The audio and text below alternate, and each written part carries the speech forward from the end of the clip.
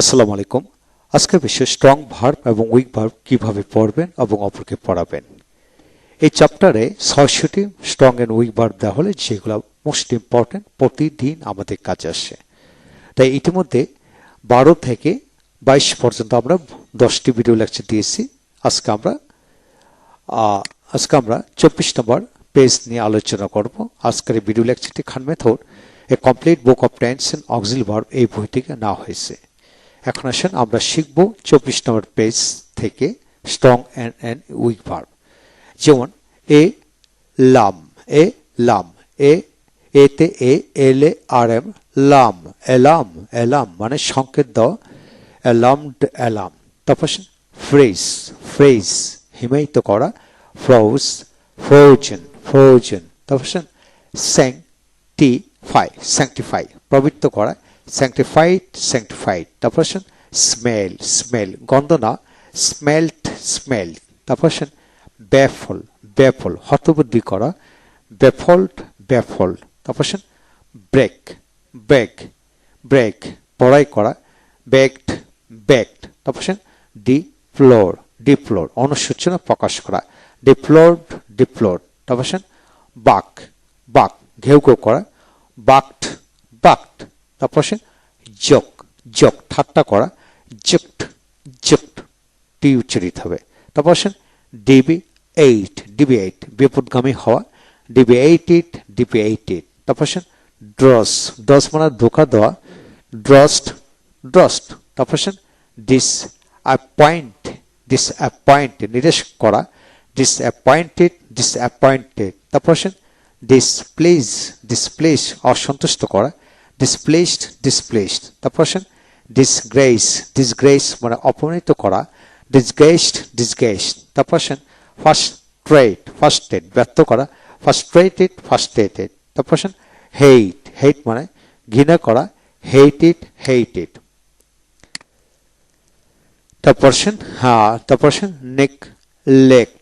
Neglect মানে অবজ্ঞা করা, নেগলেক্টেড। তারপর রাব ডাকাতি করা, রাবড। তারপর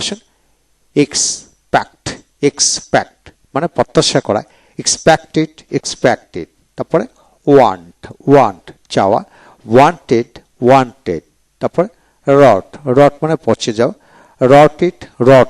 তারপর কলাইট মানে ধাক্কা খাওয়া, কলাইডেড। তারপর ডেয়ার মানে সাহস করা, ডেয়ার্ড।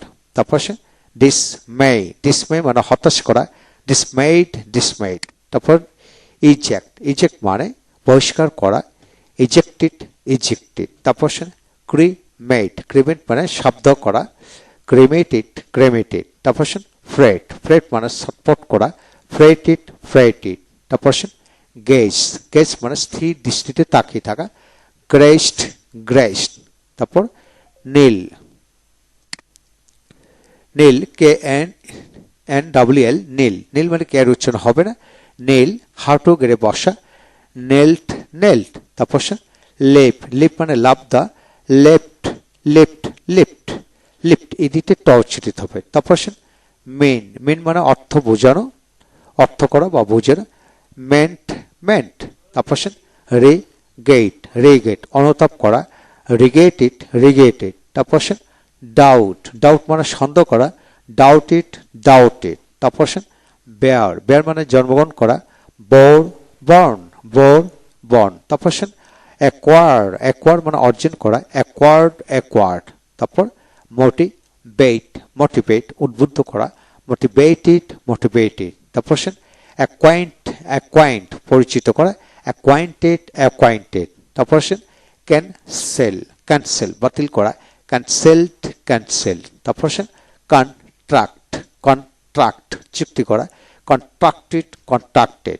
তারপর হ্যাবিচুয়েট অভ্যস্ত করানো, হ্যাবিচুয়েটেড। তারপর ইমিটেট অনুকরণ করা, ইমিটেটেড। এই হলো আজকের বিষয়। যারা শিখতে চান, অপরকে শেখাতে চান, স্ট্রং এন্ড উইক ভার্বের উপর সবচেয়ে বেশি গুরুত্ব দিবেন, তাহলে ইংরেজিতে দ্রুত এগিয়ে যাবেন। ভালো থাকুন। Thank you very much.